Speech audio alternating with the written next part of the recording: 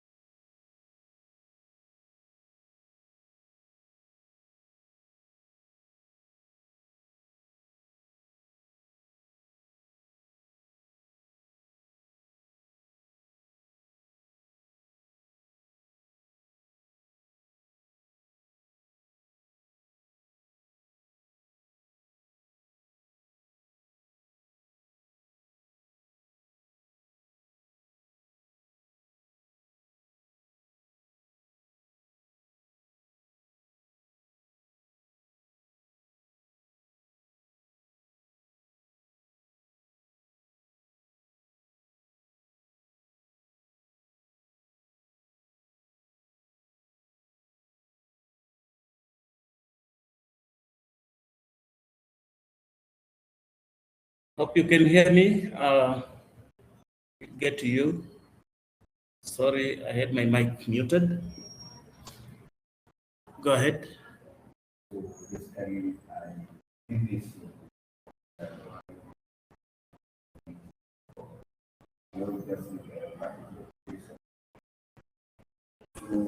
A little bit audible, and you can just unmute your mic and.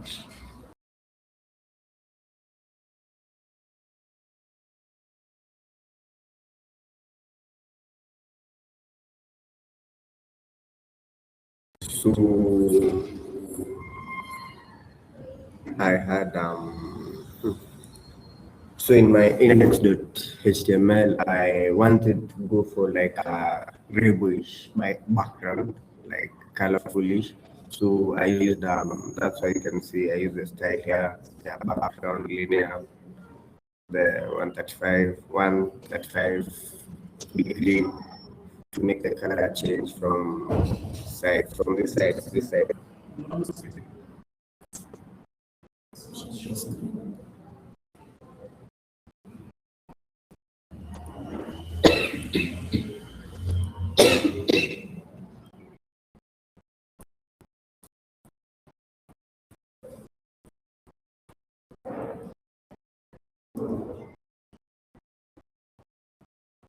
Yes, I was saying here that's why I have the style tag here to make until to have a background that is like rainbowish, so it tells the color changes from black to violet to red to orange to green to blue. I also added glass morphism, so that's why you can see the glass here. So in my body, basically, I wanted to have, okay, first of all, we have the heading, the expense tracker. HTML, basically, maybe I don't. We can shelve that for now. At least we did enough of that. Yeah, okay. Right now, I expect people are just getting very nice user interfaces. Okay. So concentration is explaining what your JavaScript is doing. That is our core focus. Okay, so I started by creating an expense class. So I started with a blueprint for the expense objects. So this .id stores the data for ID. This .description stores description, amount, and category for basically to basically give enough data for the current expense. So the expense tracker class, this is a class that manages all the expense operations. So I used try to catch errors just in case the JSON passing file fails. So it save the expenses from local storage. So the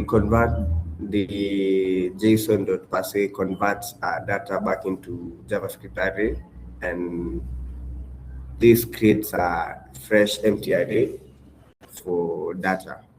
So and the catches any error in case the local storage. Line 21. So the JSON.parse converts the JSON data into JavaScript array. So from JSON.parse local storage get item expenses. So it gets the item the JSON file, then converts the data into the JavaScript array. So expensive. Then now this creates an empty array for us to store data. So the catches an error. There's something like you are doing something that is not. That's why I took you back.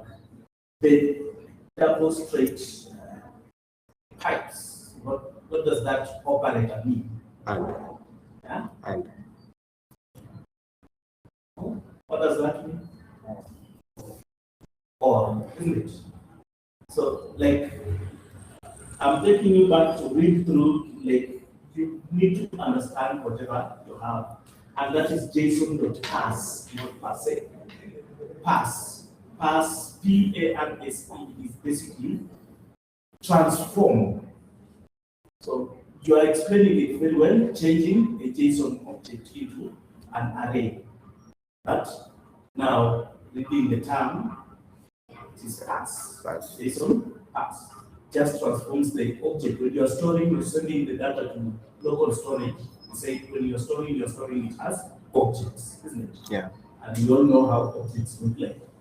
So when you want the data back, you need to translate it back to what JavaScript can read. That's why you're using JSON.as. If it doesn't have any data in the local storage, return an empty array. So that's why you have or. So get item or bring an empty array. Get to understand that. That's why I told you, I told you to me AI, ask AI to explain line by line. Don't go for all. It is working. Let me submit. I take you to explaining your code. You've seen how Ida has taken us through.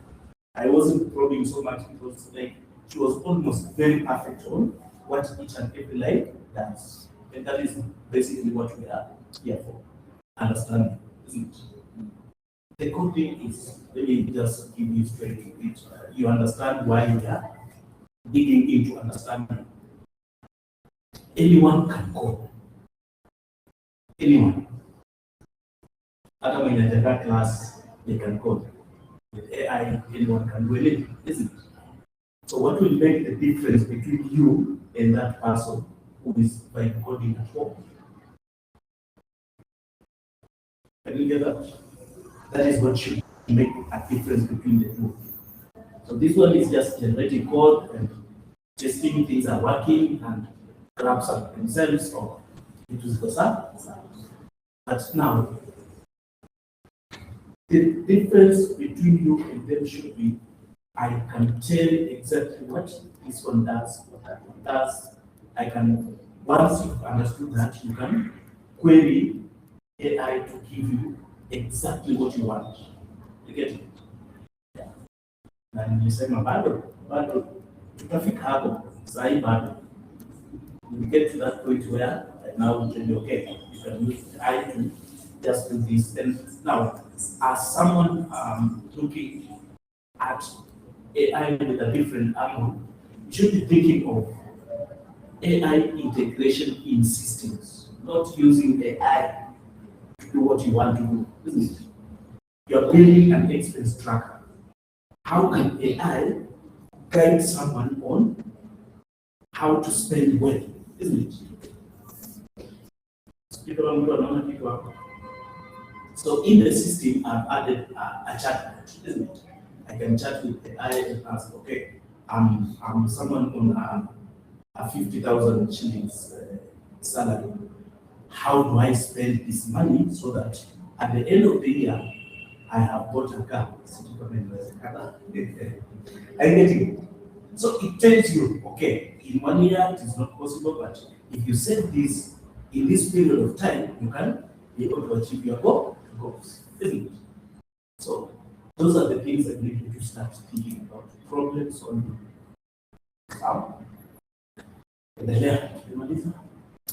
So obviously when you input data, you need to save it into local storage. So we convert the expenses array into JSON. So once it is saved in the local storage, the JSON.stringify reads the saved expenses from local storage. What does the JSON.stringify do? It converts the JSON into an array. No, into a string. Sorry, into a string. Converts what it was? The JSON file into a string. Okay. What are you sending to local storage? That is one thing you need to understand first. The expenses. What type of data is that? An object. An array. It's an array. Yeah, an array, yeah. It's an array that you want to save. So, you want to save the array. How do you want to save it? JSON.stringify makes it a string. Just makes it a string. So then Every expense is an object, isn't it? Because you are creating an instance from the expense. But the object has its own properties. See, on the keys na values that you are sending, isn't it? There's an ID, there is a category, there is amount, and then about from. So each and every object you are creating has those properties, isn't it? But now what happens, JSON.Stringify, it just makes them a string, one string of objects. Expense one, expense EV, sorted in one string. And when we talk about string, they are all inside the string literals. Sounds up. Yeah, never called people. Like, you find it very, very comfortable. But without nothing to do. Okay? So I also added a method to add new expense into the array. So I used the add expense method. So I used a thread operator, this dot expenses, to try to add the arrays together. So this dot save expenses saved the updated expenses into the local storage. Also added a method to remove an expense using its ID. So filter returns all the expenses except the one matching the ID. So it will be removed. So after removing, we need to save the data into. We need to save the new data into the local storage. So this dot save expenses does that. So also added a method to get total expenses. So return this expense dot reduce. So to get that, so total expenses is equals to the running total, and expense is equals to the current expense. So total, I used the parameter of total expense to, then I called back the function using total plus expense dot amount. So it starts counting the expenses from 0. So if I put here 1, it will start counting from 1. So it counts all the expenses, whether it's food, transport, or whatever. So I also needed to filter. This is to filter. I added a method to filter by category, to filter all the expenses by category. So using the filter method, so it returns the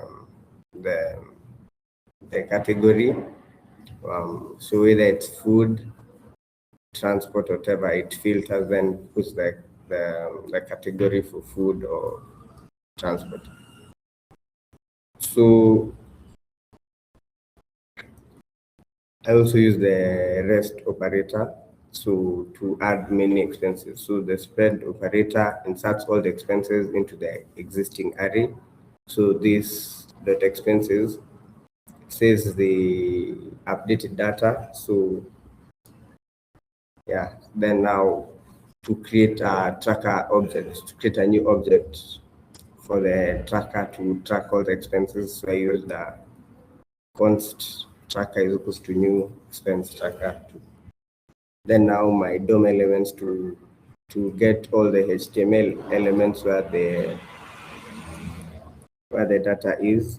So get the HTML. So the first one gets the expense list from the HTML element where expenses will be displayed. Gets the second one gets the element showing all the total expenses, and the last one gets the element showing all the number of expenses. So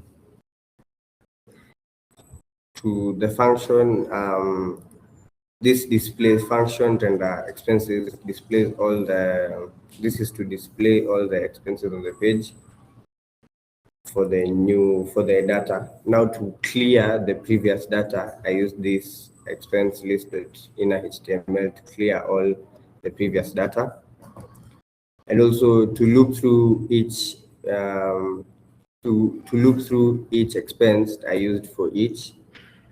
So expenses for each loops through all the data, and to add the expense card to the page, I used expense list.html. Then I now copy pasted the other code now and added the parameters to show the expense card. So after rendering now you update the statistics to show all the data. So total, so this function update statistics is used to display the total amount spent and display the total amount expenses. So here I also wanted to get the description of, wanted to get all the data. So the first one gets description input value. The second one gets the amount and converts it into a number. The last one selects each value by category. And so to validate the data, it ensures if description or amount is less than 0, it will now pass an error alert and alert the user we've entered a valid description and amount. So this is to create a new object. So it generates a unique ID using timestamp. So it displays the user entered details. So the description of the expense, the amount of expense, and the category. So to clear the inputs, you use the date object and the method now. Not explain that, you just saying generating a unique ID. How does that come from the date.now method? So the date.now generates like when you put in data, it shows the exact time. The exact time when you input the data. So let's say I input data right now at 10:27. It will show now. It will give the unique ID a timestamp, so the 10:27. So according to the description, so the description will get the time. So let's say you put the data at 10:27. So showing, let's say, description, I used it to go to town, amount, and the category transport. So it will show you put it at 10:27. So to clear the inputs, this is to clear the inputs. So this is basically when you want to clear what you put. So it gets the element by ID. So let's say the description. So it will return no value because I didn't put anything in this string. So to delete, I also added a function to. Let me explain what you're saying there clearly because I know it's just okay, let me pass it to the class and see who can explain those lines first. 143, 144. In the function, those are buttons you're using inside the given function.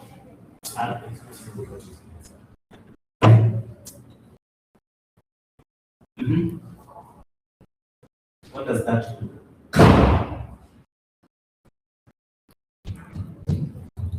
With the dot value method there and it's assigned to an empty string.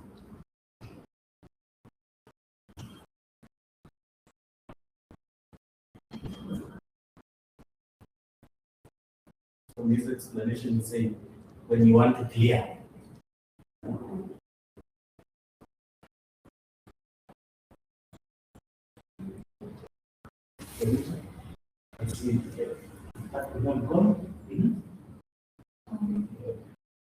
It's automatically clears the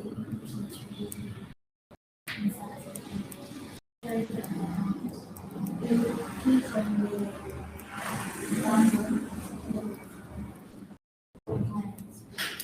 you click on this button,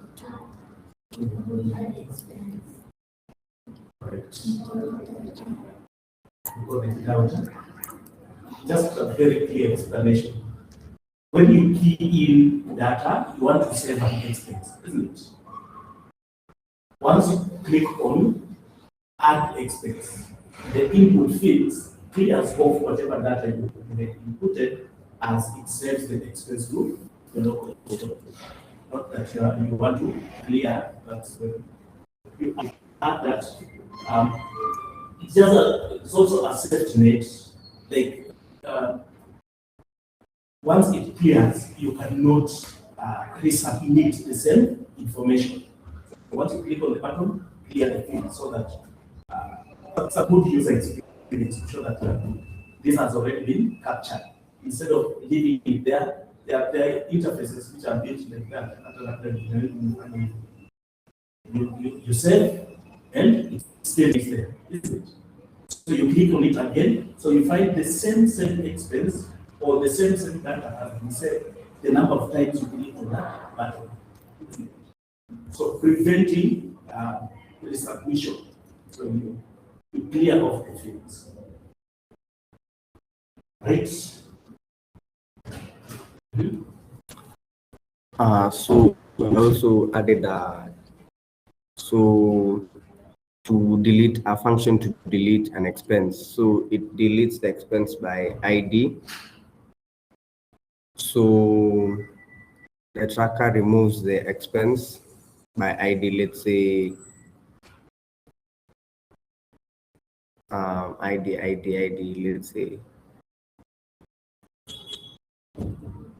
Let's say food. So it will remove the ID, then render expenses, refreshes the display. That when you once you delete, you don't see the expense being displayed. So to add, I also added a button for you to now add the expense, so it gets the. So the delete, let me just I'm just probing taking through whatever maybe not done right. So like this one just takes any ID. So when you want to delete any ID, delete, isn't it? Should have checked added conditions on which one am I deleting, isn't it? So check if that ID matches the ID of that expense you want to delete, then delete that. The ones that don't match, return them. Yeah. So we also added a expense button, to add an expense button. So this for it to, when you click it, it adds the expense into local storage. So I got the element by ID from the HTML file. So its ID was add button. So to add an event lister. So when I click it, it adds an expense. So saving it to the local storage. Also the filter expense. So I got the filter, I got the element from by its ID from the HTML file. I called it from its HTML file using the get element by ID, so filter category. So whenever you change the category, so whenever the drop down value changes, the constant category gets the selected category, and if shows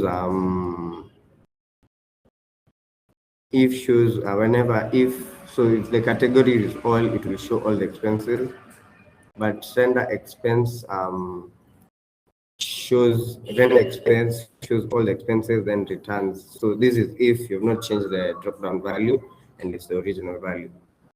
So to display all the expenses, I used the method render expense to get to showcase all the expenses. So whenever the render expense automatically displays the saved expenses from the local storage whenever the page opens. So the render expense right here. So you also use that tracker just to get test my file. So I created like the expense project obviously from the other file. Now I assigned the IDs. So I also created an expense tracker class which is responsible for managing the expense. So this one creates an empty array to store the expenses. So also the methods I explained in the other file script. Okay, the tracker.js is almost the same as the script.js. So I just created this, but I found out you can merge the two files, and it's not a must to have the tracker.js from what I found out. So to test the file now, when we run the test,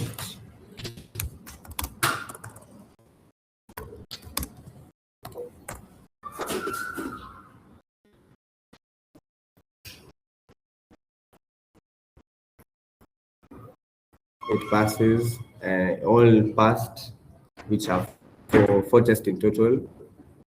Here the before each, I declared before each so that when it comes before every test, it clears and treats every test as an like individual test.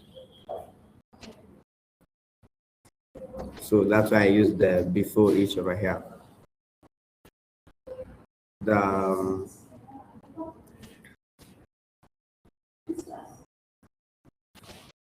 So the test is when the first test is you will add an expense.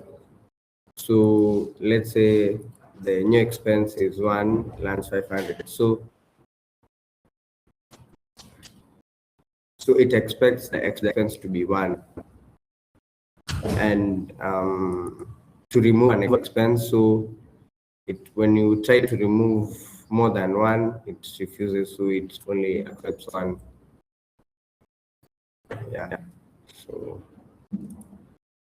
this is how it looks live. You see where you can add an expense. Says we can transport to Matatu to town.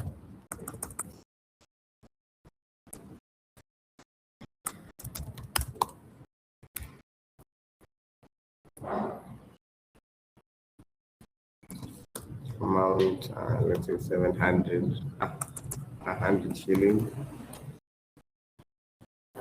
So the category will be transport. So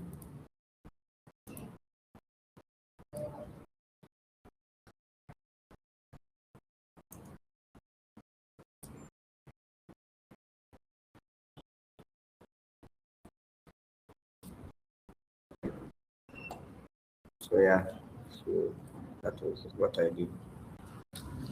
And when you delete, it can delete.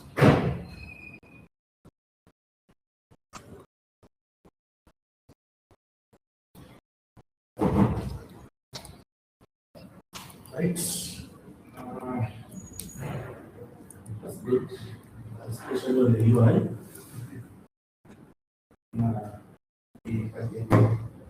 But yes,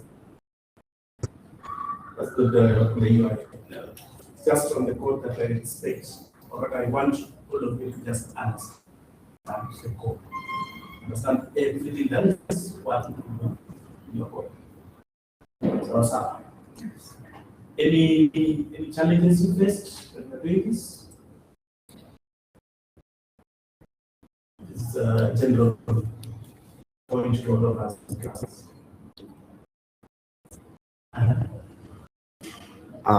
So we can just use the script.js to test. It's not a must to create another file, the tracker.js to for me, I had script.js and tracker.js. We talked about modules. So you have separate scripts. If you are having like, what was the function of modules? Let me take you back to that. Why modularize?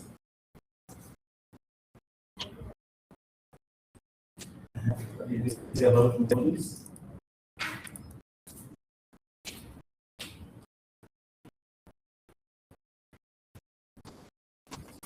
Like, that's how. Why modularize? Right?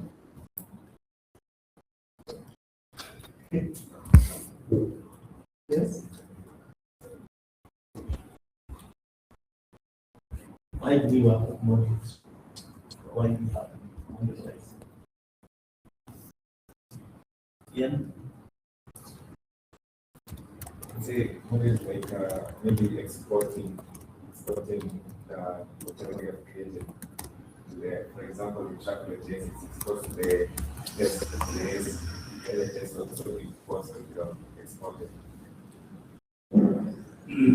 The key thing in modularization is you want to decouple your functions. Like if you have one script, let's say you are building a system for an e-commerce website where data is like intertwined. There are so many things happening, isn't it? So with so many things happening, you have to authenticate users, you have to check the card, you have to check out, you have so many functions going on, isn't it? The users themselves need to even update their profiles. So when you have all those in one file, will it be easy to maintain? It will be very difficult, isn't it? That's why we go with modules. Work on something. We say when you are modularizing, you are creating functions that do something extremely well, isn't it? Just a single business logic or a single key. That's very, very well. Then put it just in a module, in authentication, isn't it? Each time you want to change something, you just go to that specific place. That's why we work with modules. You can have even 50 files, each file doing something special on its own. That's why we go with modules. But for tests must have a dot test on it. And it's good practice to have the test file having the same name to whatever functions it is testing. If you are testing script, so it is script.test.js. So knowing that this is a file that was tested for this script, isn't it? If it is tracker, what is inside the tracker? And naming conventions also can be. Name your files according to what you want to have in those files, isn't it? You end up on the heavy, doing maintenance, easily tell this is going to, this is a file that does this logic.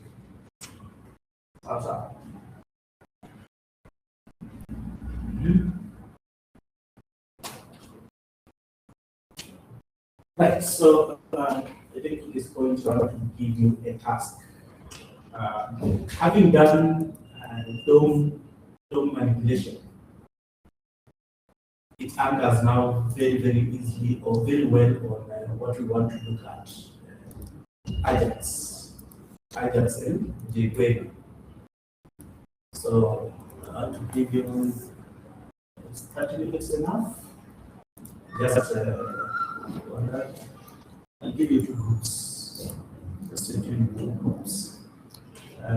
We explore what Ajax and Jquery is about, or what Jquery and Ajax is about, because Ajax was Jquery library that builds on the DOM and makes it very, very easy to manipulate the DOM. So I'll give you 30 minutes to explore that, and then we shall bring back the findings. answer. Let me see. I think it's almost balanced.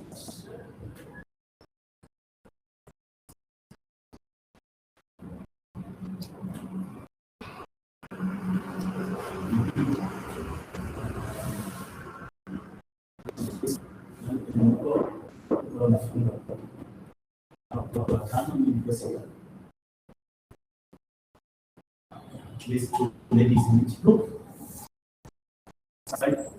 I'm not assigning a specific task. I'm just giving it blanket. Look at Jquery. So let me see.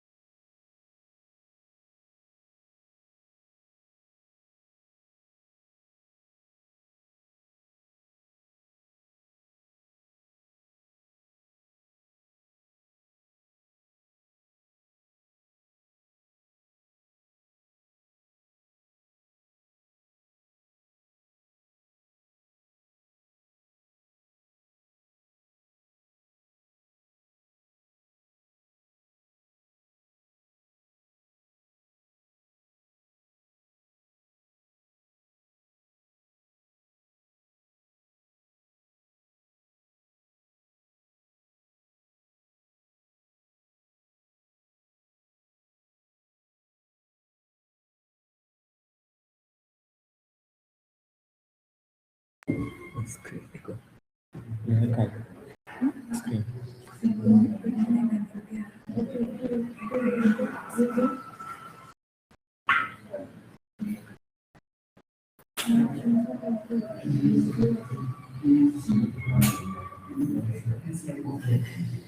Confirm my screen is with screen.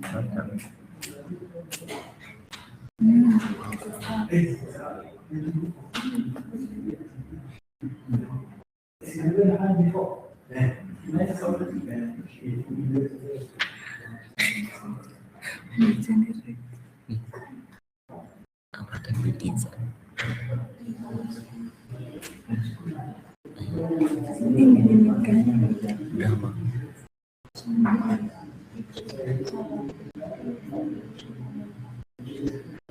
Introduction peke yake.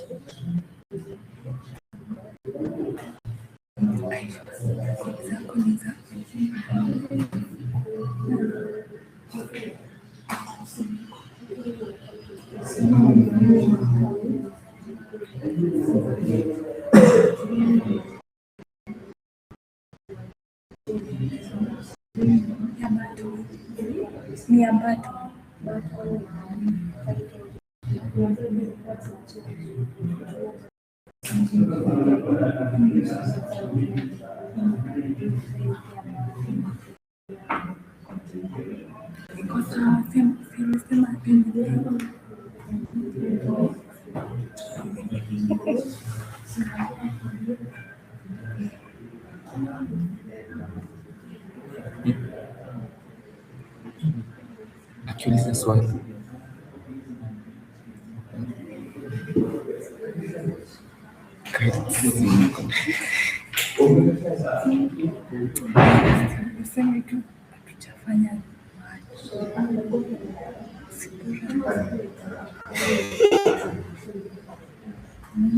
Introduction again.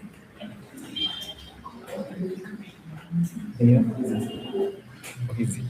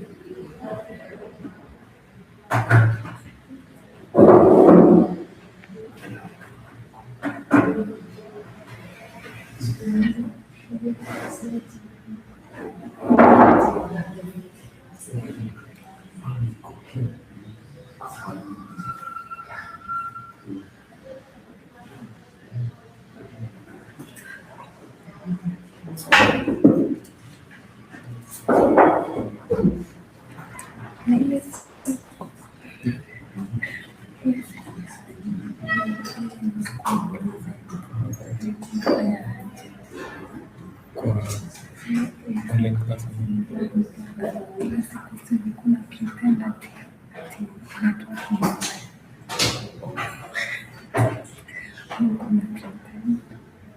Kwa nimekuwa na present ile ya mwisho siku na nilikuwa na code bila notes.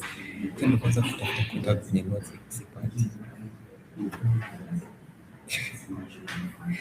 Ikabidi nzima nitoke nikitafuta kabla nishapata ndio nikarudi sasa.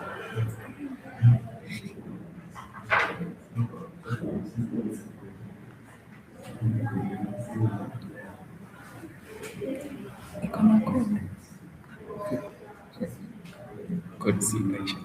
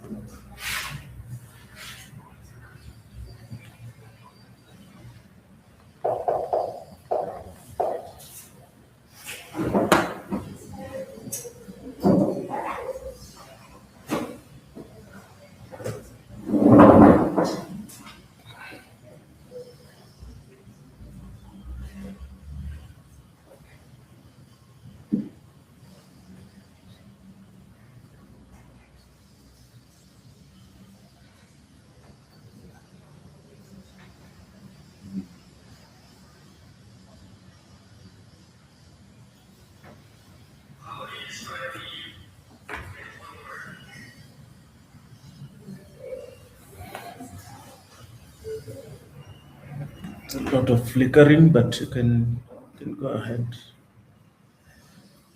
Jaribu kuangalia shida iko wapi.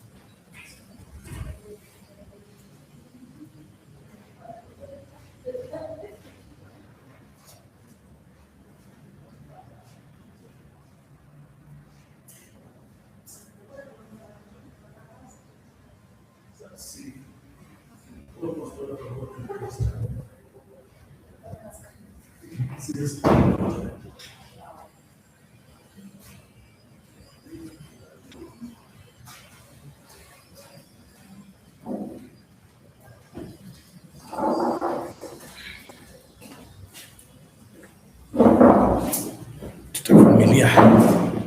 So go by it. Just share your screen. Everyone will just see whatever you have. It's okay.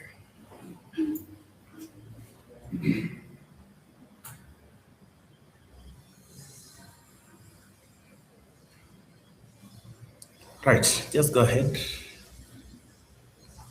Okay, we just looked at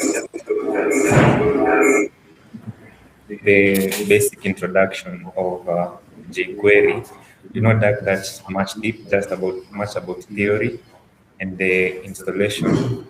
So to start off, jQuery, it is just an open source JavaScript library that simplifies the interaction between a HTML and a CSS document, or maybe document object model. Simply that is the DOM. And for jQuery, the jQuery simplifies the HTML documents, traversing emulation, browser event handling, Ajax interactions, and cross-browser JavaScript developments. And just as you can see, that's just the base of it and how Traverse is modified through DOM manipulation, event handling, and then Ajax and animation. So for the jQuery, it is the only library available today that meets the needs of both designer types, programmer types, and it is widely known for its famous philosophy that says write less, do more, meaning you just write a few bit of things, few bit of code, but the outcome is very much bigger and good to the audience. It can be further elaborated to three concepts, that is find and act, chain methods, and then implicit iteration. So for the find and act, finding some elements via CSS selectors, and then doing something with them via the jQuery methods, that is locate a set of elements in the DOM and do something with that set of elements. And then for the chain methods, chaining multiple jQuery methods on a set of elements. And then for the implicit iteration, using the jQuery wrapper and the implicit iteration. Now, just to the installation process.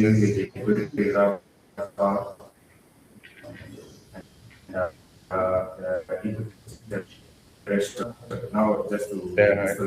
installation process of jQuery, of jQuery to HTML to use in HTML. The first one is using a jQuery from CDN link, and this one is the easiest method to include jQuery in HTML. Just by using a CDN link. The CDN links include the jQuery files to serve the files that can be easily used without overloading the files. Using the script, jQuery, jQuery.com is the official website. You have to download the files and then put it in HTML. But for the CDN, it's very much simpler and easier. And to include the jQuery CDN link to the HTML, we use the script tag just inside the head section of that page. And then for the second method, using the local file, you just visit the official website and you download the latest version of jQuery. The website is jquery.com. Download the latest version. The latest version is, I think, around 3 point something. I cannot recall clearly. Then include the download jQuery to your project into the file directory, and then use the script tag just as you've used in the CDN, and then it now comes into the web page. Now the basic syntax and hello world of using jQuery, simply just the dollar sign, the selector, and the action. The dollar sign is a symbol that is used to access jQuery, It's shortened for the jQuery function. Then the selector, it specifies which HTML elements you want to target. Selectors can be any valid CSS selector, maybe a class or an ID that you are targeting. Then action, it represents the action or method that you want to perform on the selected elements. And just add-on points, bonus points on that. jQuery it has its advantages and its disadvantages. The advantage is easy to learn, powerful chaining, Ajax method simple, and then the its limitations, it's falls short. It's a powerful, but it's not silver bullet. Understanding its limits helps you to make smarter architectural choices. That was just the basic about theory. Maybe I don't know if Aisha has something to add on about. Maybe I'll show you a bit of code of how this actually works.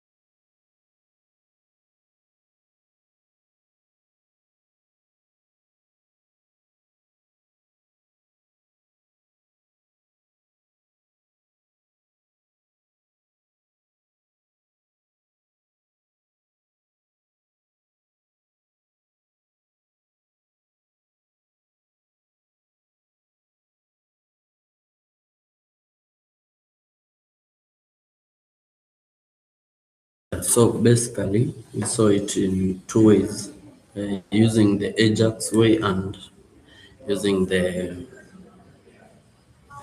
load method.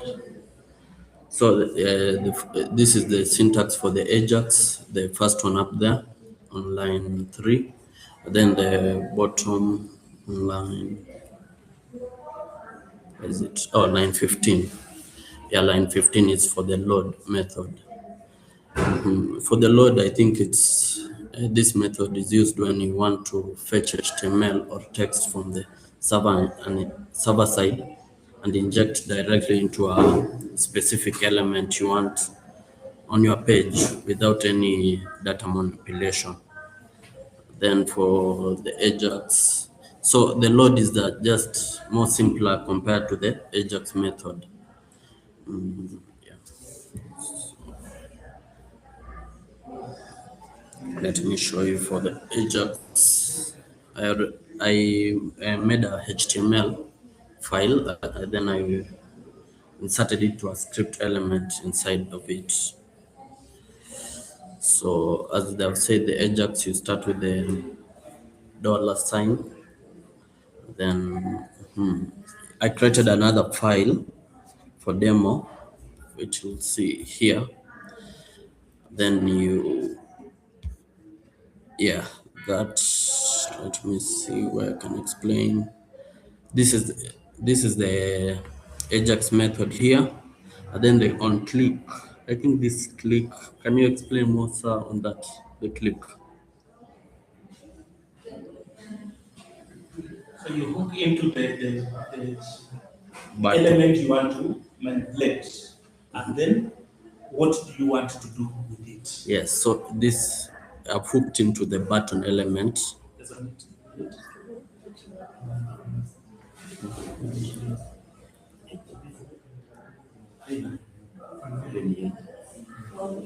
Just this morning, nilienda tu TV tukatumia kidogo, it went off.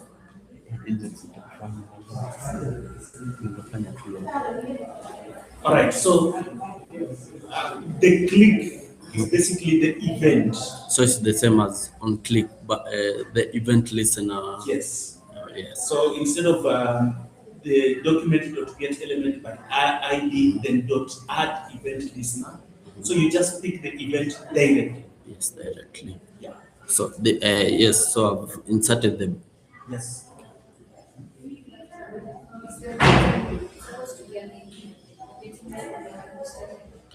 Yes, no, I can get it from the JavaScript side, but I've inserted into an HTML. Yeah. But you can still do it from Now, the JavaScript. let me explain one thing for us to get it clear. Like using Ajax or using Jquery, you can get any DOM tree element. We talked about the DOM tree, isn't it? You can get an element by its tag. Like this one button, this one is it the element itself? It's the element itself. The button element itself. So you can get the button element, you can get the B tag, whatever element you want to change. You can use class selectors. So you can get a class, so you can pass in a class, provided it's there in your document. So you can get any element, just as we did it with the DOM manipulation. You can get any of those elements the way they are and do whatever you want to do. You just pass into the function the element you want to manipulate, and then add the method you want to manipulate that element with. That is the event you want to add, or the action, as they put it. The action, which is the event itself. So for this, you are adding a click event, which takes in a callback. Yeah. So I think they have explained that. And then dot load is from this file here down. Okay. So it waits. I think it waits for that function to perform. Then the click function. Then this follows. You'll see This it. is bringing in the asynchronous way of programming. We talked about the async. Like JavaScript runs synchronously, isn't it? Line by line. Line. But now with the callback function, it waits. That button will, or Wait rather, the click demo function. text will only wait for a click, the event. So once the event has been triggered, that's when it will now load. The load function will now Load. only execute after the callback. Yeah. So it will wait for the load function. The file I've shown you here, I've passed it in. And then it will go to the live. So on clicking this button, the success, this contact from the previous file that I had inputted. Yeah. Has anybody understood? Like the text file he has used is just a demonstration of how now asynchronous programming works. That is, you might have passed in a URL to an external resource, isn't it? So once you click on that, you are sending a request to get the data. So it can be a JSON file you saved, it can be a text file as he has used a text file, it can be an external URL that you want to get a resource from. Good. So anything to add on the dot load from my group? I think they're good. So Many of us ask me, how long does one really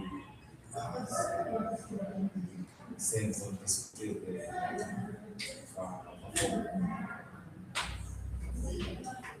Form data, basically, that is, you want to send or you want to, basically for form data, you can send, you can display the data.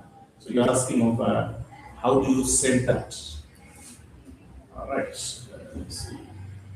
Screen is not responding.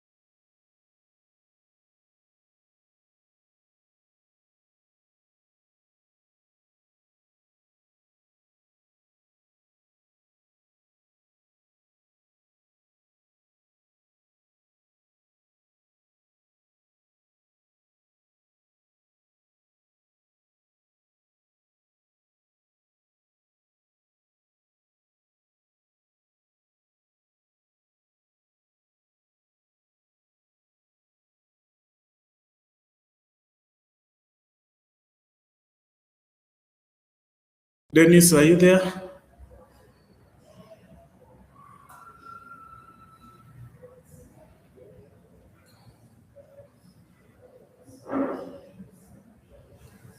I hope you got something on what we did, what the rest just demonstrated on Ajax and jQuery.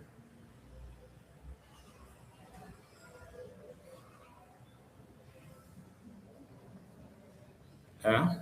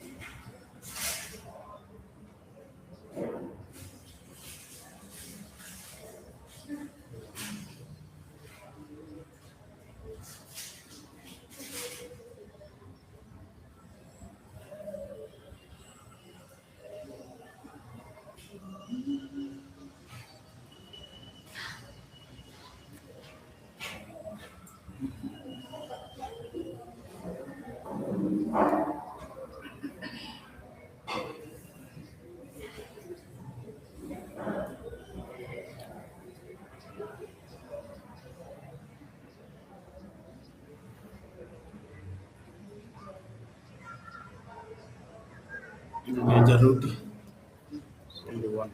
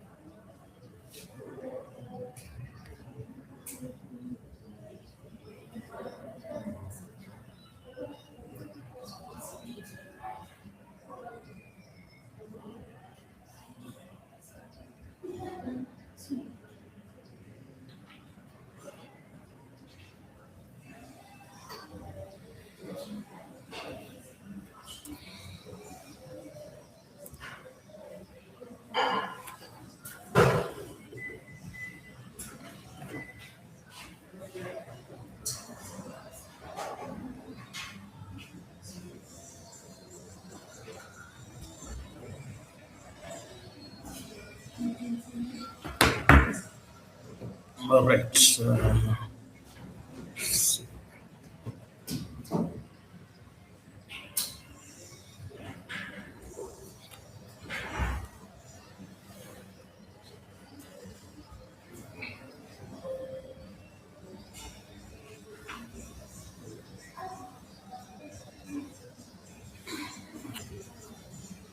I believe I'm sharing my screen. This one even casting imekata.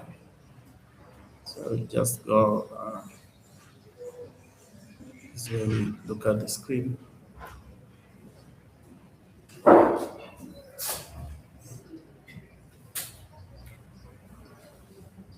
Okay. Yeah, I can tell you are not in class. Nasikia tu hizo. Nasikia tu muziki kutoka kwako.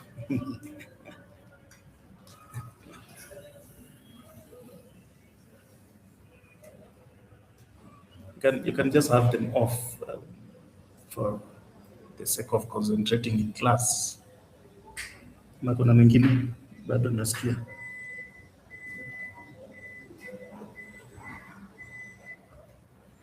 It's good to have concentration on one thing for you to get what we want to get. So just go into it and bring a guide on just having,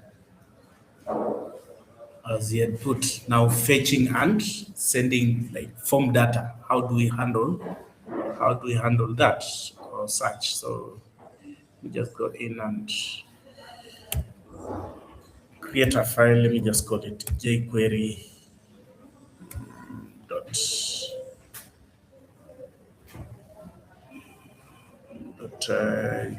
JS.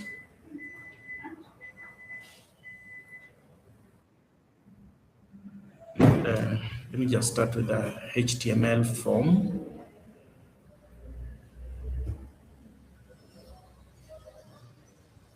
Let's just have a HTML to begin with. So let me have, how do we call it? still jQuery.html. So bring in just where we always start, just there. And let me just have it as jQuery.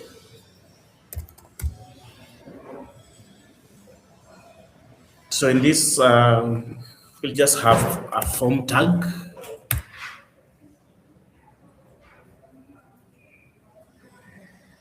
So I'm not sharing the screen. You're not seeing the screen?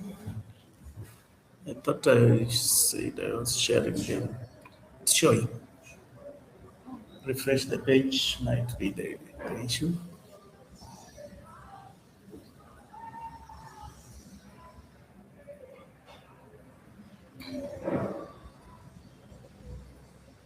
So I'm not giving any action here.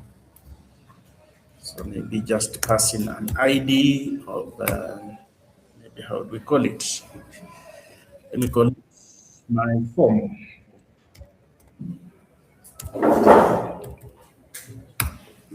So in the form, that is where now we are passing our labels and inputs. So let's say this is a label for username. So you can start it there, just a username. And in between here, we just pass in the username.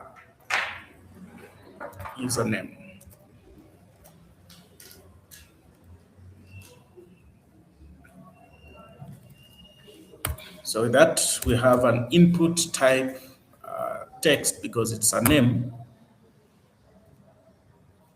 And on that input, what do we pass in? Let's say it is required, a required attribute. So the name of the input, we can pass in an attribute of name is username. So these are basically, we say they are for accessibility purposes. On semantic structure, just having them for screen readers and all that. So just guiding on that, and then a required attribute. That is our first input. We just want to take the username and basically email. So another label for email. And then here, that is email.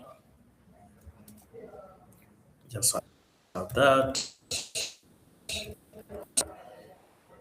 And now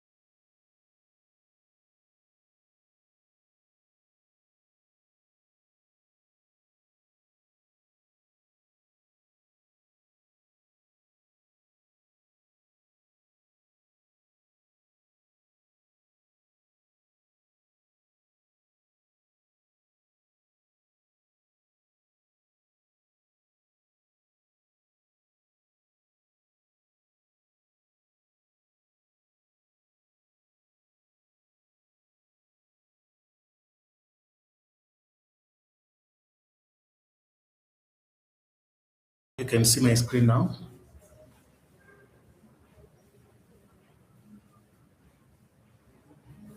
Oh, no, you're not sharing. Let me see. Share again.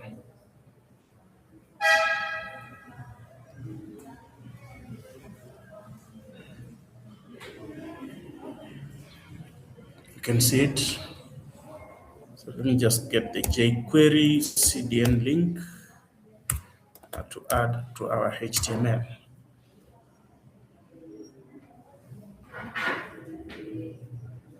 So whenever you hear of a library, or rather any frameworks, you just get their documentation and you can get through really easily. There's that, go to the API documentation.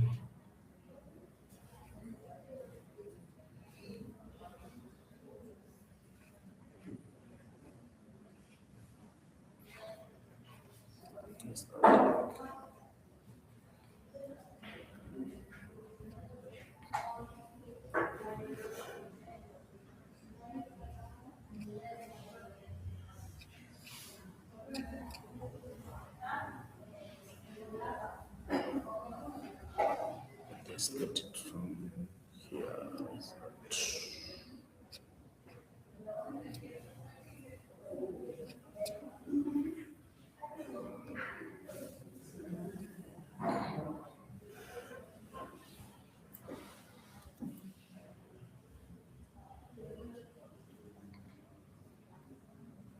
Just get it from here and add it.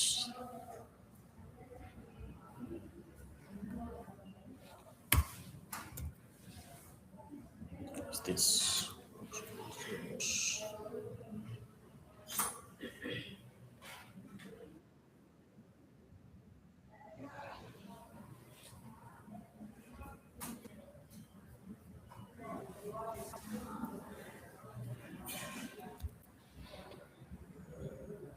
So just add that link, and then now we can link our script tag down here.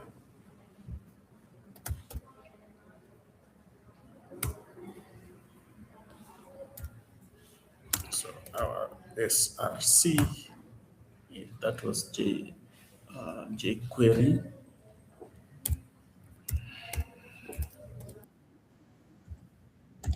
Our jQuery.js file.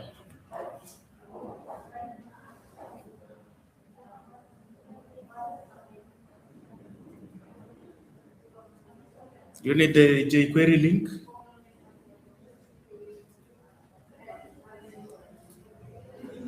Just on your LMS, you can access it from there, but because if you want to move quick, I can share it here on the chat.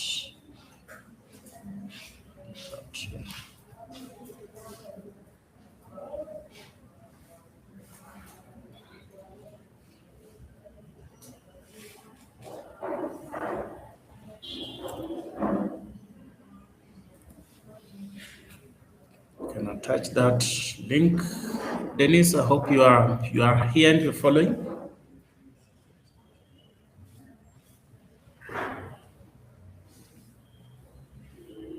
All right. Kyle, at our class. My screen is not sharing again. Yeah? Oh, you had refreshed. Amad, you may join because I've seen it telling me you are joining right now. You are connected on which Wi-Fi? I think the Zindua coding, the Zindua school, the Konashida. Here coding, because that should be working fine. You're still not seeing my screen? Okay. Right, so now we can go to the script and basically see how we do that.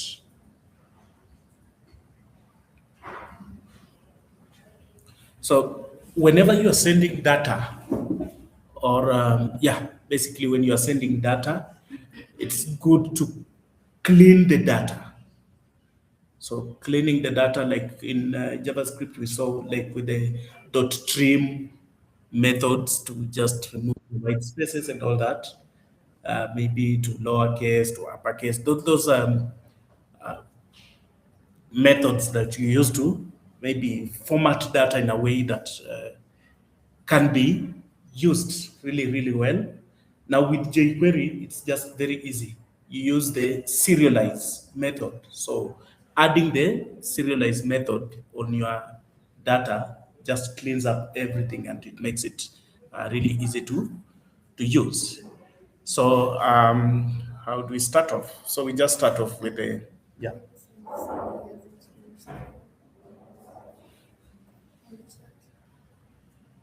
Like I didn't get it. It's good to just unmute and talk on there.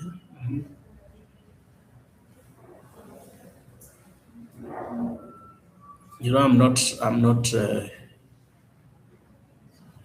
really following the chat. So it's better you just unmute and speak and say, hey, hapa iko shida. So let me just share that also.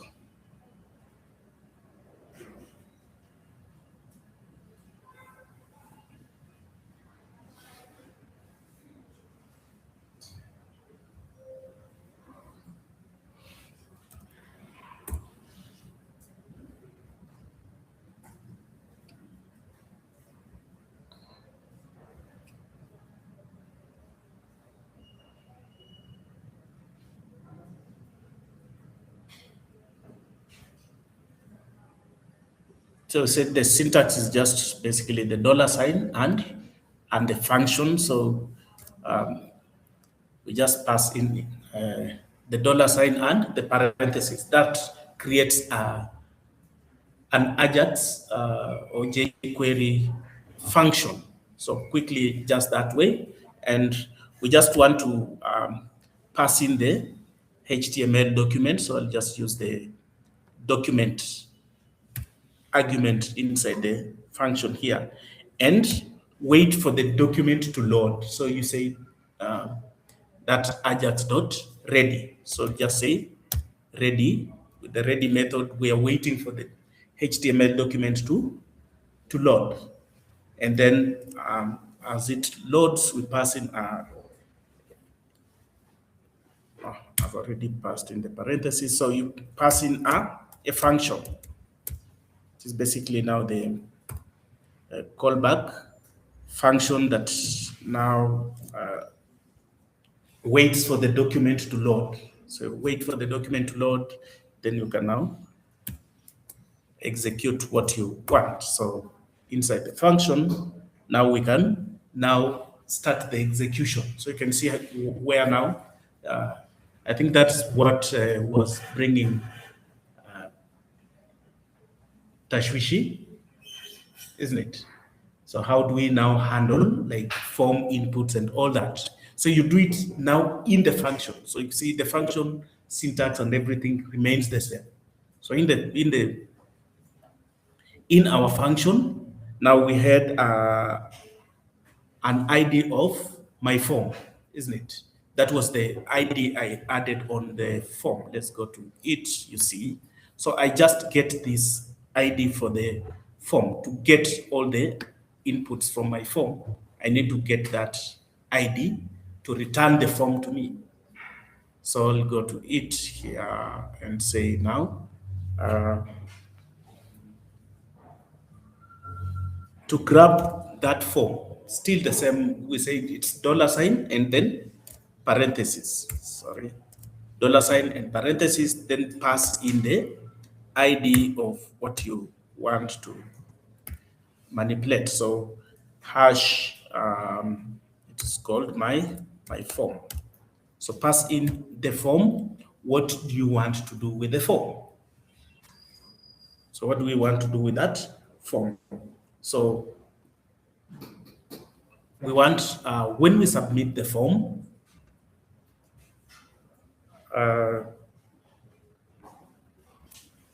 one, we prevent, like we did adding event listeners and preventing propagation, isn't it? So like now preventing the default behavior of a form resubmitting once you've submitted it, isn't it? Yes. Can I get the password for Zindua? It keeps reconnecting. Use Zindua coding school. You're now iko stable. Zindua school inasumbua. It's not stable. You're using? Zindua. It's not working fine. Okay, you can join to the other. It is Zindua. You just change the I to exclamation mark and Z capital. And then at now reverse, instead of 2026, it's 2620.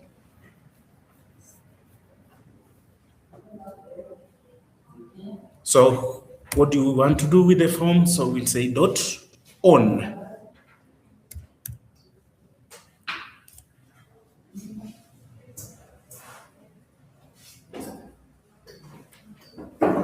So dot on is a callback function. So it's a function that waits for, or is a method that waits for you to submit the form and then does whatever you pass into the parentheses. So when we submit, as I said, it is a function or a method, a callback method, or how do I put it? An event. So events, the JavaScript events, remember they take in like callback, wait, like they make asynchronous functions, isn't it? So wait for an event. So this is basically like add event listener. So dot on, event listeners were taking in the action and a callback function, isn't it? So this is the same. On now pass in an action. So we want to submit the form. So the action is submit. And then now taking a callback function as we've said. So taking a function. So this function is going to wait for the event. So I'm passing the parameter of event.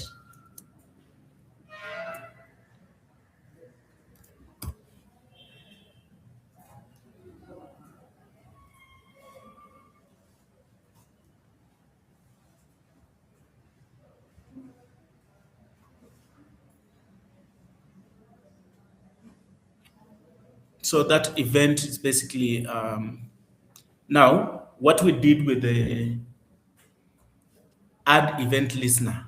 So in the event listener, the callback is now we just want to prevent the default behavior, event dot prevent default.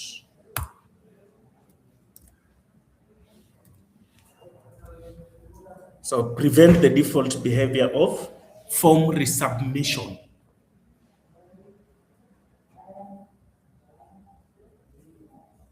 So with that, then now get the form, and now we can now do what? So get the form, and now we can serialize the data. So we've already grabbed the form through the hash my form, isn't it? So this has brought the data the way it is. Then we want to clean the data from, I've said if there are any spaces, whatever, how the data comes in, we serialize it. And with serialization, you'll see that coming clearly when we go to the backend. So here, you just know there's a method called serialize. Serialize is just cleaning the data. So we are going to clean that data. And how do we clean the data? Using the $sign. Okay, let me declare a variable that is going to store the input data that we have first of all. So declare a variable. So let me just use var can be used inside a function. So we said it's not a good way. I can use var or let. So I can just use let or var. Const is for tuaniambia. There are three ways. We are also revising tukienda, ndio. There are three ways to declare variables. Var inatumika wapi?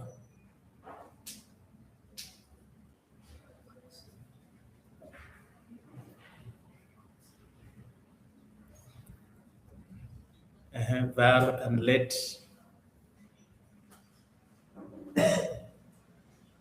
Haya, tulisahau. Var and let. Yeah, when when you have data that is going to be changing, isn't it? Like dynamic data that you can manipulate at any other given point. So like form data, it's data that will be changing, isn't it? You cannot declare it as a constant. So you declare it as varying data or dynamic data. So let the form data, so you can say form data now be equal to, now using the dollar sign. And now we talked about this method or this on an object. So form data is coming back as an object. So that's why I use this to just reference this same object that I have. I want to get the properties in it and serialize. So I'll say now this data I'm getting dot what? Serialize.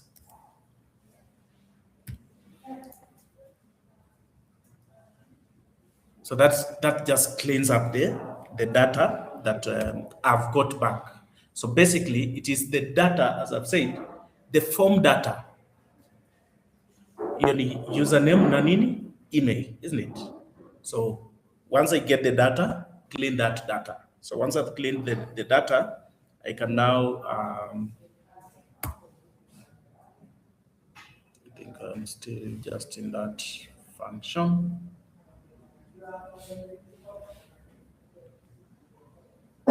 Yeah, so since we are sending the data, where are we sending? So let's simulate sending data to an API. So sending data, that is where now Ajax comes in.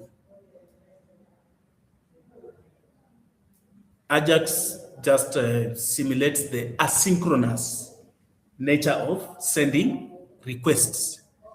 So like we were sending the request, then waiting for the response, and then chaining those promises, isn't it? So Ajax simplifies everything. So just with the Ajax, it just takes it as an async function.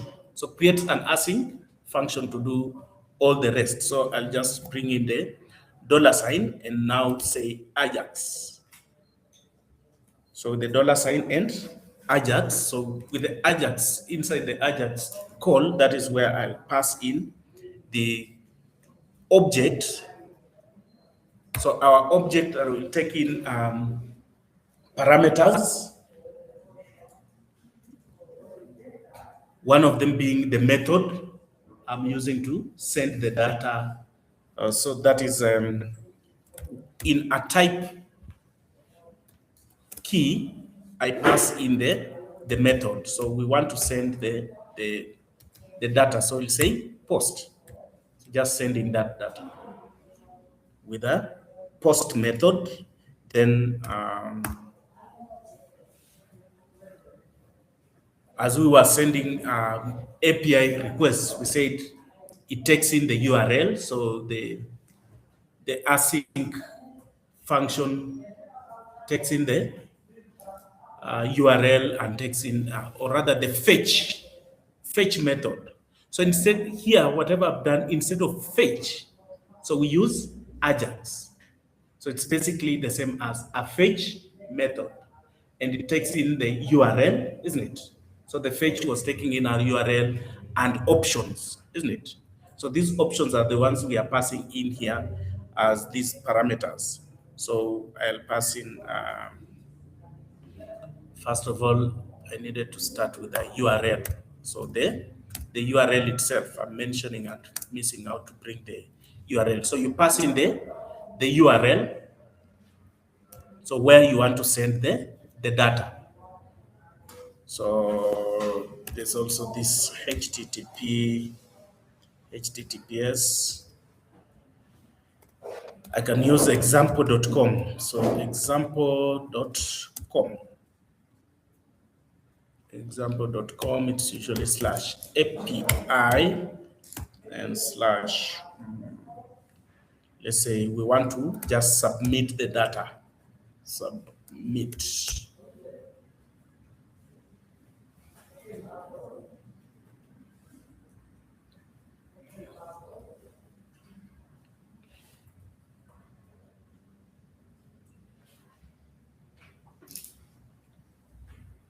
So I have that, I have the type is post, and then I have the data I want to send.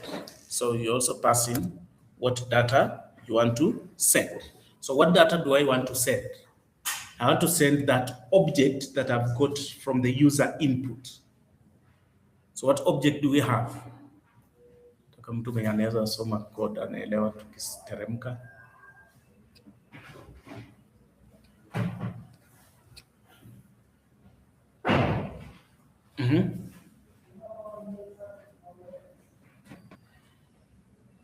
There's data we already got from the user. Where is that data? Fikia mahali tumefika, nataka mtu aone like the flow I'm taking in this.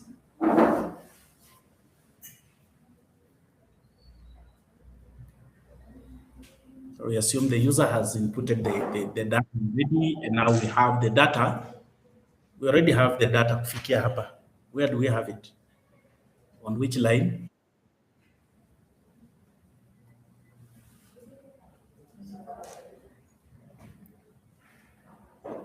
Yes, Janita?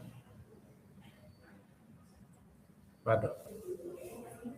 Yeah?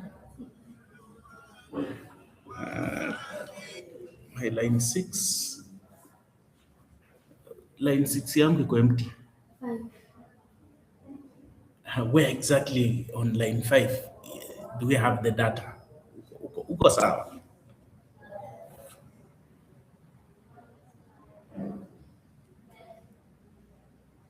What exactly has the data on line 5?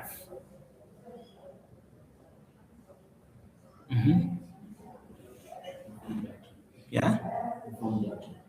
Yes, the form data is the variable that is storing, and I remember saying, using this, it refers to the form data, the form that has the data we have, isn't it?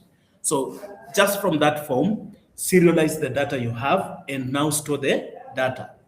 So we have the data stored in our form data variable. So now we can access that data just easily. So we'll pass in the data here.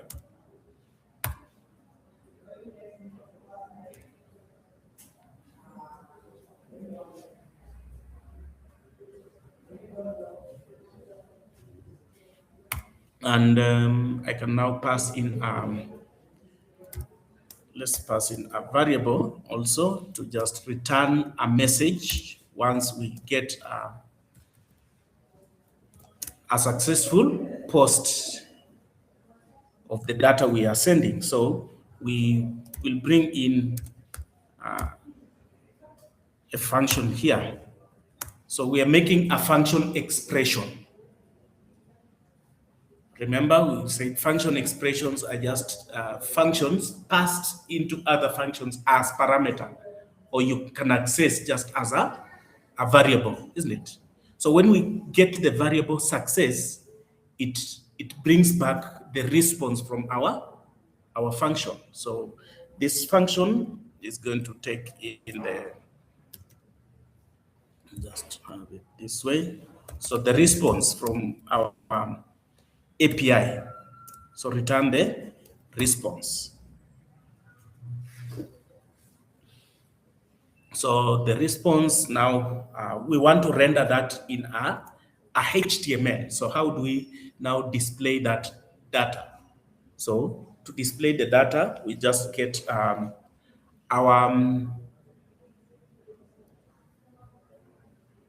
ID. We created a div. I said this is going to display our response message, isn't it?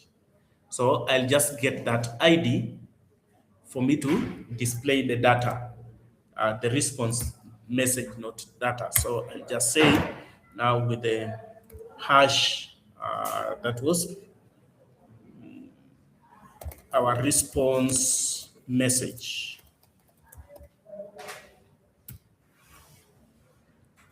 So our response message dot, now this one you just pass in the HTML.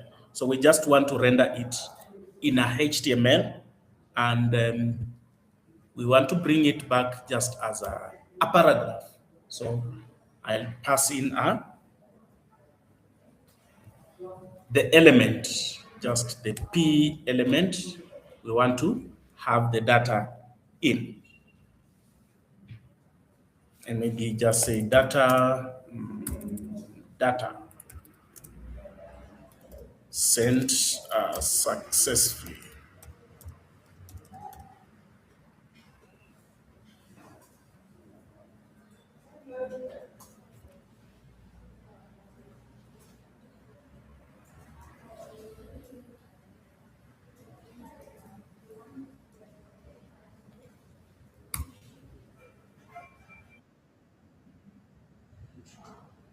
So you can just check the response we get in a console method here. So we just log the response to print in the console. So you can say console.log the response.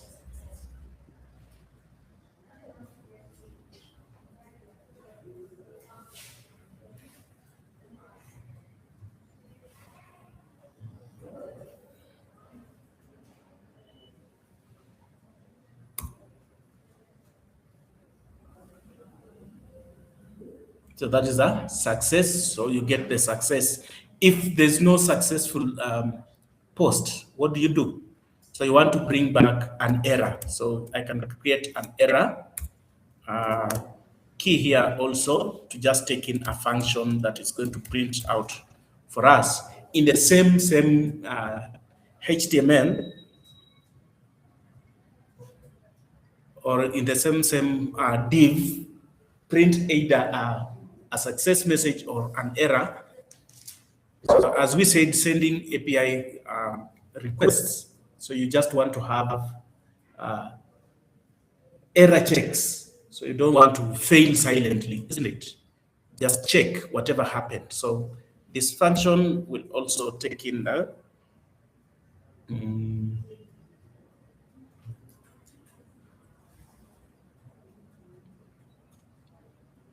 what do we pass in here? XHR, that is just a human readable extensible markup of the error message, and then pass in the status of that response, and then bring back the error itself.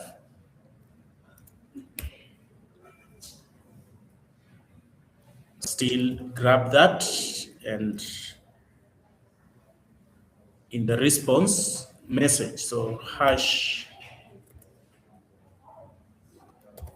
response message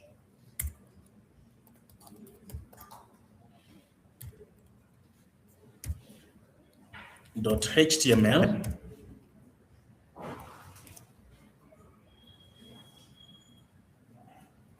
and in our HTML just bring in our p tag again, just so a p tag. So you can say maybe an error occurred. An error occurred.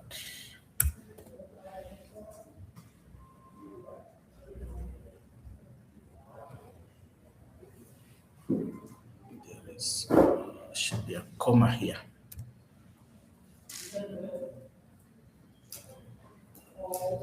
An error occurred, and we can now log the error.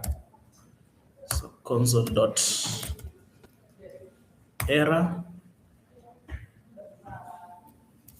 and pass in the error we get.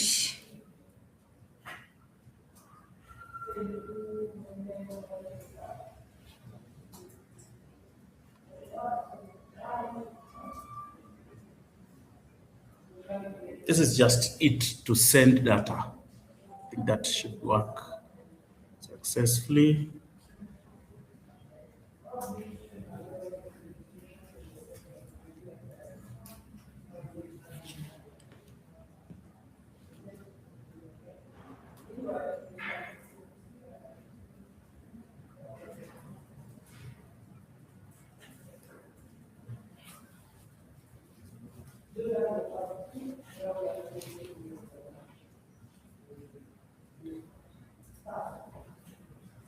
When we load our HTML,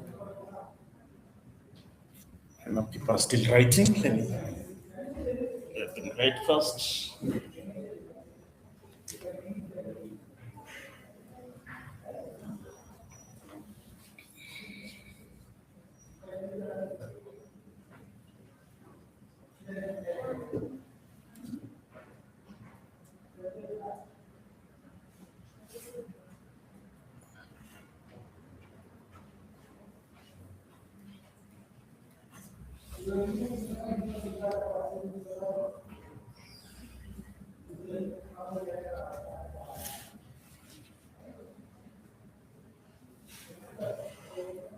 I hope my API for testing works.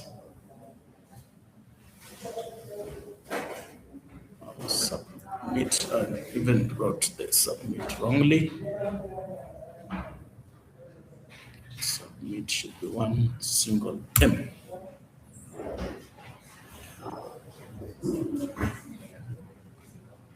So let's test this and see.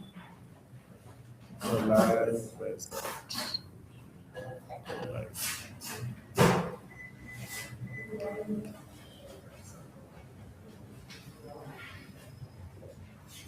Just pass in. You can say this victor@mail.com and submit. That data, and when we inspect, is the console.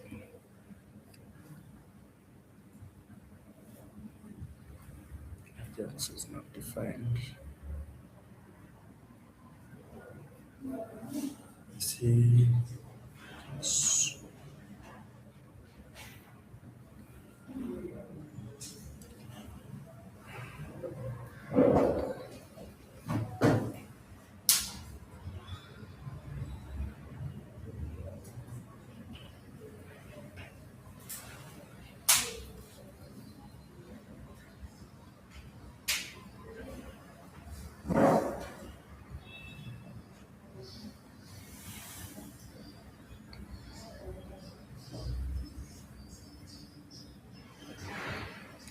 Ajax is not defined.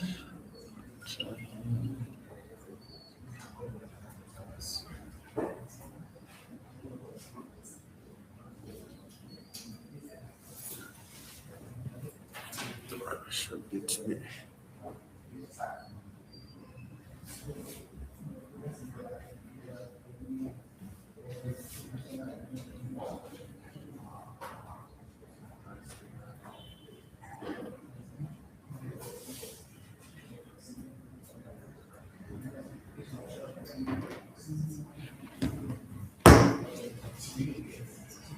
Okay, yeah. Not defined. I missed out on. It is .ajax, not directly Ajax. Should be .ajax. Yes, that should give us the output then correctly. Let's try it again. Let me just use the same. And, let's give it.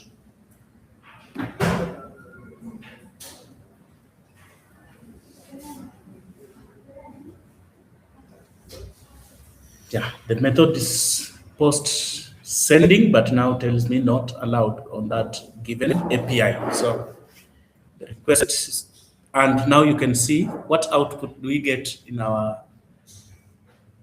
on our screen, an error occurred. Kuna mtu anaona kweli?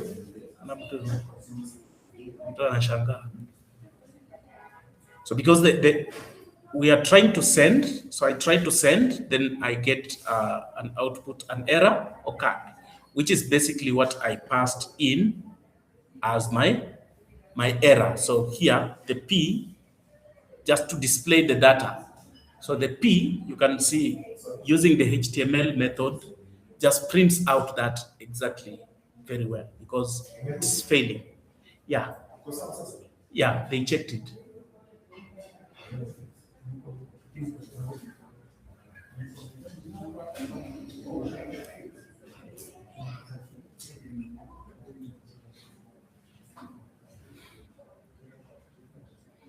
Got it? So you can see just very few lines of code and doing just everything as expected. Let me just change this to JSON, JSON placeholder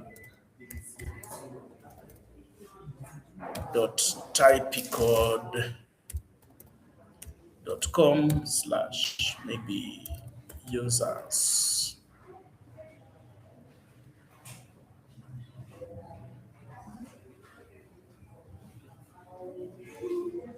Place, not pal. Placeholder.typicode.com slash users, and then try to send that request again and see what I get.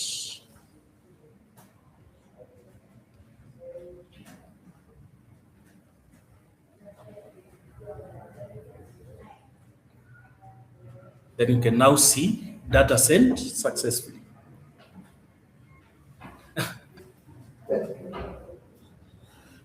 Jafet, what's up? Yeah?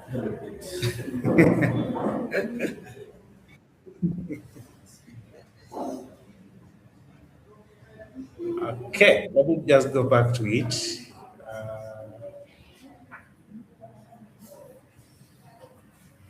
So we started off by just setting our document, isn't it? So having our document ready, load the HTML first before anything, isn't it?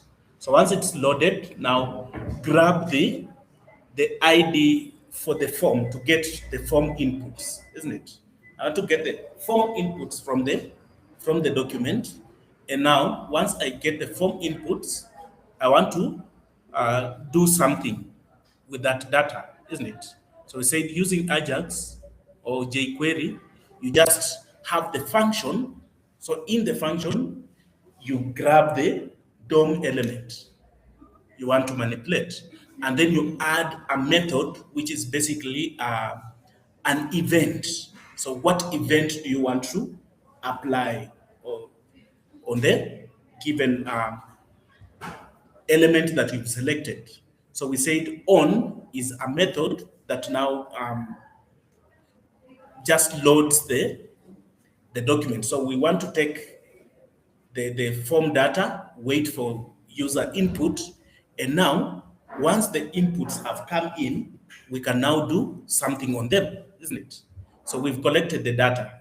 So what do we want to do? We want to submit, isn't it?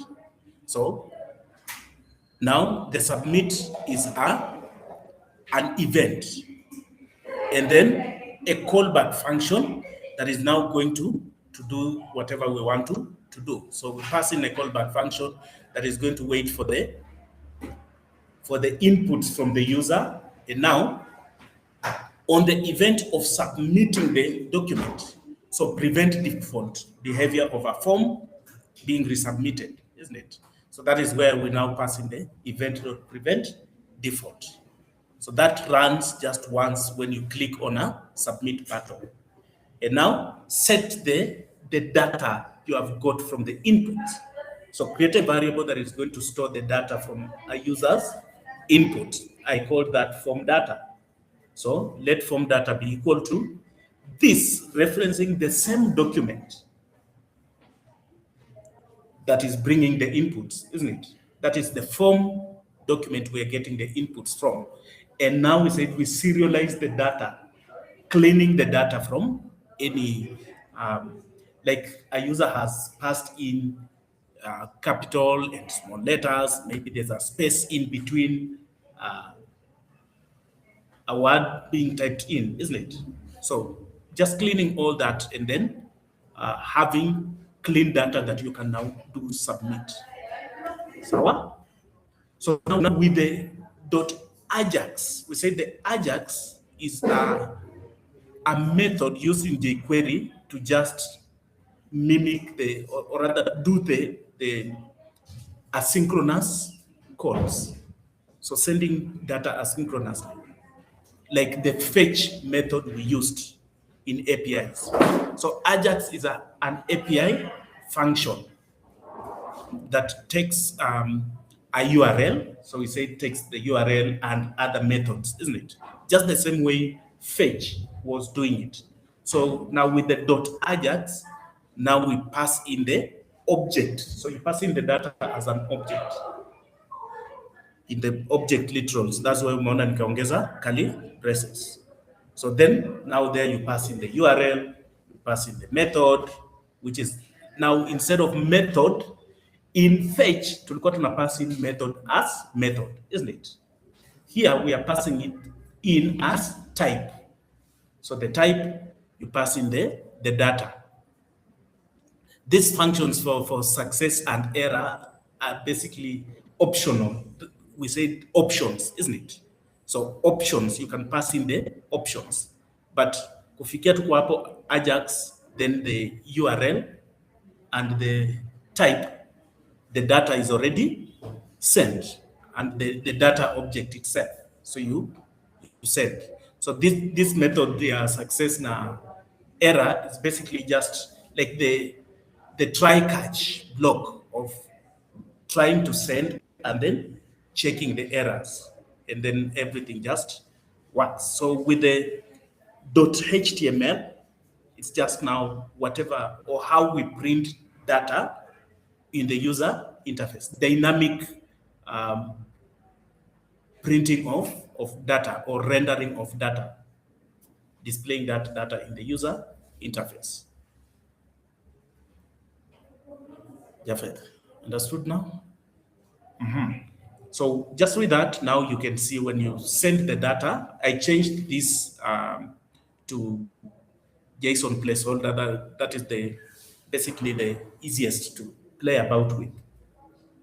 So when you send that data and you see the data prints to the console very, very cleanly. Let me get it here. Where's that? So now you can see the username, passing in the real username there, the email, and when you send that to JSON placeholder, it automatically adds an ID to it. Sawa sawa? Understood? Yeah? I think with that, sitaki kuchosha watu akili, wameshangaa hii Ajax na jQuery ni vitu gani. Fetching the data, that is something now we'll start with tomorrow. I don't want to jaza akili za watu, sindio? Yeah, we internalize the little things we've done, and then tomorrow we finalize on that. And then let's take a few minutes, talk about the capstone project. Set up our minds for the capstone. Basically tomorrow we just have Like I want you to have enough time. What are capstone projects meant for? These are meant for blocking in everything you've learned in terms of doing even more research and revision on what you've done. That is basically why these projects come in. It is not a matter of copy paste as just to make sure you submit cards, isn't it? It's not. It's not all about that. It's about your understanding through the course. What did you get? And that's why even on the presentation we have on your slides you have like the challenges faced. So kunakuwa na hiyo section, isn't it? What were the challenges you faced when you are doing this project? So in the course of doing this, I experienced this. How did you overcome? Isn't it? So it's basically a summary of what you've learned and how you are able to use whatever you've learned to do something. So, yeah. And that's why I said this week we'll be walking through what we've learned as we work. So I'll be blocking in like an hour to do a recap, and then the rest of the time you work on the project, isn't it? Itakuwa sawa? Aya. Mbona tuko excited? Aida, iko nini? Mtu ni wimbo ama mtu alisema ni kama phrase ili trend ati sema ikutoke. Yeah. Yes, it's good to just speak out and say maybe like I liked the day Derek said hiyo nilifunza jana nilitoka zero. Yeah. Yeah, it's good to, like I said, we just make it interactive, isn't it? Let's not make it so much formal. Hey, our days in school. Remember my times, hata kukutana na mwalimu, you take it something very, very serious. And Dennis, instead of typing, you know, I'm not on the screen ya kuangalia the texts. I at times fail to get that. It's good to just unmute and say, okay. But I think through the, whatever I've repeated, it's now blocked in. Is that what you wanted done again? Yes, I understood when you repeated. I don't know why I can't hear your voice.